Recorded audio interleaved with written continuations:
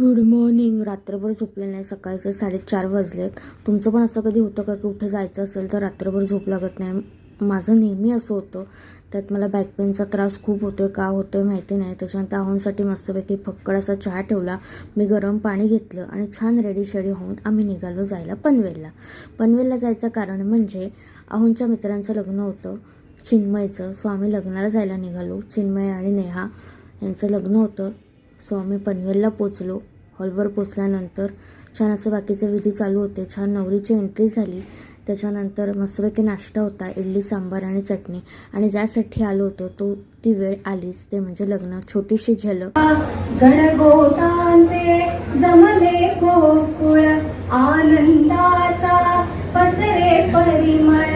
गणगोतांचे जमले गोकुळ आनंदाचा पसरे परिमळ. चौघडा घुमला. प्रत्येक मुलीसाठी हा खूप कठीण क्षण असतो. नवीन आयुष्य, नवीन परिवार. त्याच्यानंतर छान जेवण होतं.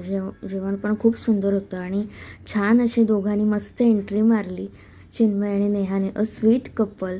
मस्त असं छान डान्स करून छान अशा दोघांनी खूप सुंदर एंट्री मारली. खूप मस्त वाटलं. सो आम्ही संध्याकाळी 4:30-5 वाजता घरी पोचलो. रात्रभर झोप नसल्यामुळे मरणाची आता झोप आली. अजूनही चॅनलला फॉलो केलं नसेल तर नक्की फॉलो करा. भेटू पुढच्या ब्लॉगमध्ये. तोपर्यंत बाय.